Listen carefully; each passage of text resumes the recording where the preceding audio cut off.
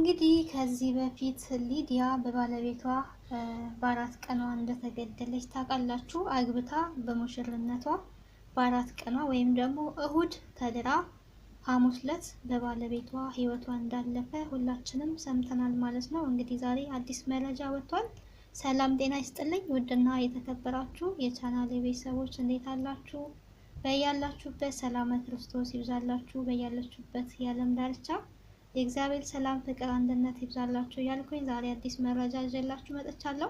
እንግዲህ የሊዲያ ባለቤት የእድሜ ልክ ጽኑ እስራት ተፈርዶበታል ማለት ነው።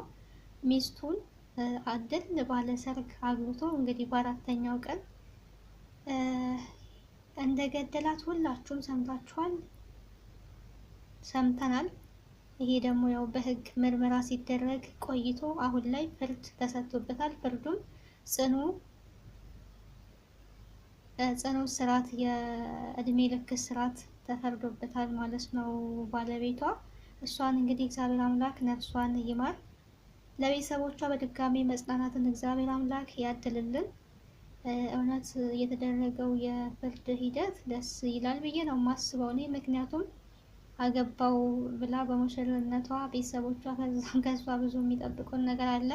ቤተሰብ እንግዲህ ልጄ ተዳረች፣ ልጅ ታመጣልኛለች፣ የልጅ ልጅ ታሳየኛለች ብለው የብዙዎቻችን እናቶች የሚያደርጉት ድሪምስ አለ። ያንን ሲጠብቁ ግን ደስታቸውን የሰርጉን ደስታ እንኳን ሳይጨርሱ ሀዘን የሰርጉ ድንኳን ሳይነቀል ተመልሶ የሀዘን ድንኳን አድርጎባቸው ነበረ። የእውነት ከእንደዚህ አይነት እግዚአብሔር አምላክ ይሰውር ይጠብቅ። በጣም ከባድ ነው። አሁን ላይ በሀገራችን ላይ የምናያቸው ነገሮች የምንሰማቸው ነገሮች ከአይምሮ በላይ ናቸው እና እንደዚህ አይነቱን እኔ በቃ የሰውኛም ነው ብዬ ስለማላስብ እግዚአብሔር የእንደዚህ አይነትን መንፈስ ከሀገራችን ላይ ያስወግድልን ነው የምችለው። እና እንግዲህ የዛሬ 6 ወር አካባቢ ነበር በስመ ስላሴ የዛሬ 6 ወር አካባቢ ነበረ። ሁላችሁም ታውቃላችሁ። ምን ላይ ነው? ጥቅምት ላይ ነበረ ህይወቷ ያለፈው። ነገር ግን አሁን ደግሞ ዛሬ በ25 ምርመራ ሲደረግ ቆይቶ ባለቤቷ በእጁ አንቆ እንደገደላት እየተዘገበ ይገኛል ማለት ነው። በዚህም የእድሜ ልክ እስራት ተፈርዶበታል። የዛሬ 6 ወር ይሄንን ዘግበን ነበረ። ሙሽሪት ሊዲያ ከትግራይ በተዳረች በአራተኛ ቀኗ የተገደለች ሙሽራ ባለፈው እሁድ በትግራይ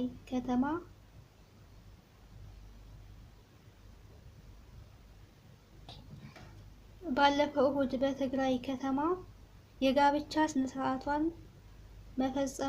በመፈጸም ሊዲያ አለም ዛሬ ጥቅምት 7 የሰርጓ ቀን ነው ማለት ነው። ጥቅምት 7 2017 በትዳር አጋሯ መገደሏ ተነግሯል። ጥቅምት 7 ነው እንግዲህ አሁን ያለንበት። መጋቢት 25 ደግሞ ያው ፍርድ ተሰጥቶበታል ማለት ነው። ወሩን እናንተ አስልታችሁ አገኙት በስንት ወር ውስጥ እንደሆነ። ሜቢ 5 ወር 6 ወር አካባቢ ነው ማለት ነው። 6 ወር አዎ። ከ6 ወር በኋላ የህግ ሂደት ተሰጥቶበታል። እንግዲህ ለሟች ይብላኝ። እሱ እንግዲህ ያው እስር ቤት ሆኖ የመንግስት እንጀራ ነው የሚበላው። ፍርዱ ግን ተገቢ ነው። ብዙውን ጊዜ ይፈታሉ የገደሉ። በአማክሮ የሚባል አለ። ብቻ ብዙ የህግ ሂደቶች አሉ። እዛ ውስጥ እኔ መግባት ባልፈልግም የሚፈቱበት አጋጣሚም አለ። 15 ዓመት 20 ዓመት ታስረው የሚፈቱም አሉ። የእሱ ግን ያው እድሜ ልክ ተብሏል ማለት ነው። ተሻሽሎ ደግሞ ወደፊት ምን እንደሚመጣ ልናቅ ባንችልም በዚህ ተወስኗል ማለት ነው። ግን በጣም ያሳዝናል፣ በጣም ይገርማል። የሰው ልጅ አካሉን እንዴት አሳልፎ ይሰጣል? እንዴት እስከ ሞት ደረጃ? ምናልባት አለመግባባት እንዲህ ሲጀመር የ4 ቀን ሙሽራ ገና እኔ እንጃ ብቻ ከባድ ነው። የ4 ቀን ሙሽራ ገና ናት። ሙሽርነታቸውን እንኳን ሳይጨርሱ እንደዚህ ለመግደል ህይወቷን ለማጥፋት ምን እንዳናሳሳው ባናቅም ህይወቷን እንግዲህ ቀጥፏታል ማለት ነው። ምን ማድረግ ይቻላል እንግዲህ ባለቤቱን የትዳር አጋሩን ድል ባለ ሰርግ ደግሶ አግብቷት ሲያበቃ ከቀናት በኋላ የገደላት ወንጀለኛ ግለሰብ በእድሜ ልክ እስራት እንዲቀጣ ተወስኗል። የገዳዩ ወንጀል በወረሃ ጥቅምት 7 2017 ዓመተ ምህረት በወቅሮ ከተማ ነው የተፈጸመው ይላል። እንግዲህ ወቅሮ ከተማ ወደ ትግራይ ይመስለኛል። ሟች ሙሽሪት ሊዲያ አለም እሁድ ተድራ ሐሙስ በባለቤቷና ሙሽራው በጭካኔ ተገደለች። በባለቤቷ ጭካኔ ሙሽራዋ ተገደለች። ገዳዩ ወንጀለኛ ግድያ ፈጽሞ ወዲያውኑ ለፖሊስ እጅ መስጠቱ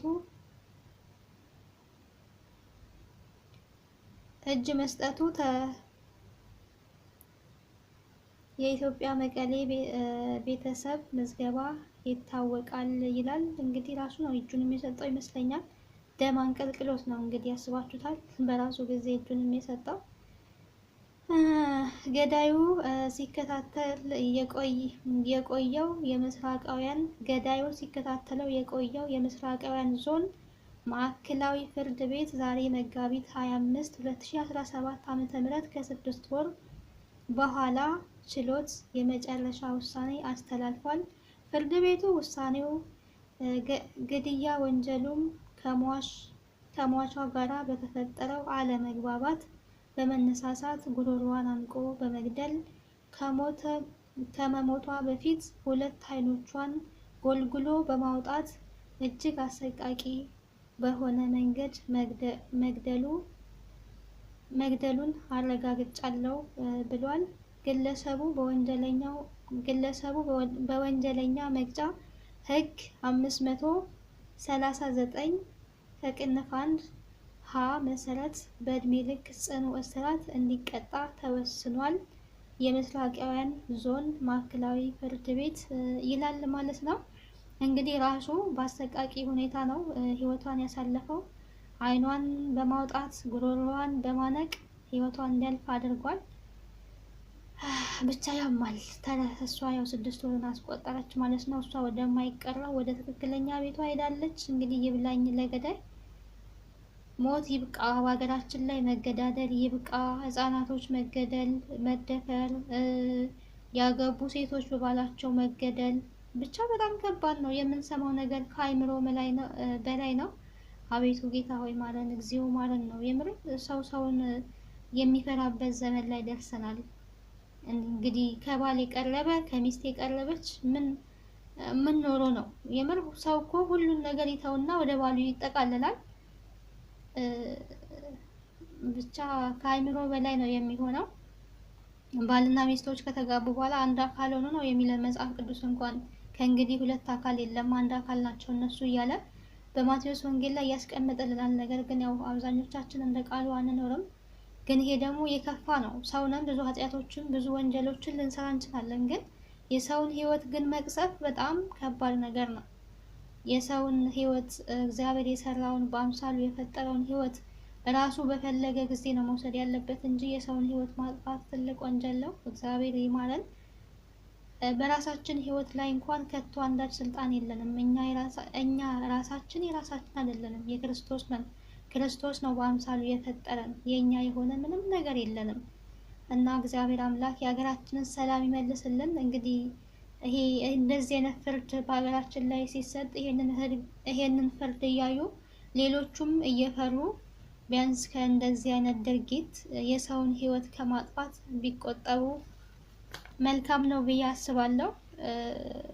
ብዙ ደግሞ የታፈነ እውነታቸው ያልወጣ እንደነ ብርቱካን ለምሳሌ ብዙ በደልና ስቃይ ደርሶባቸው ፍርድ ያላገኙ አሉና ለነሱም እግዚአብሔር አምላክ የእውነተኛው ዳኛ ፍትህን ይስጣቸው። ፍትህ ያለው እውነተኛ ፍትህ ያለው ከእግዚአብሔር ስለሆነ እውነተኛውን ፍርድ ከእግዚአብሔር ይሰጣቸው ነው ልል የምችለው። ይሄ ያው የተወሰነው ውሳኔ ተገቢ ውሳኔ ነው ብዬ አምናለሁ። እኔ ፈራጅ ባልሆንም፣ ምክንያቱም የሰው ህይወት በምንም ሊተካ አይችልም። እሱ ቢታሰርም ቁጭ ብሎ የመንግስትን እንጀራ ነው የሚበላው። እሷ ግን ቤተሰቦቿ ብዙ ተስፋ የጣሉባት ዋጋ ከፍለው ያሳደጓት ለወግ ለማድረግ ያበቋትን በደቂቃዎች ውስጥ በ4 ቀን ውስጥ ወስዶ መግደል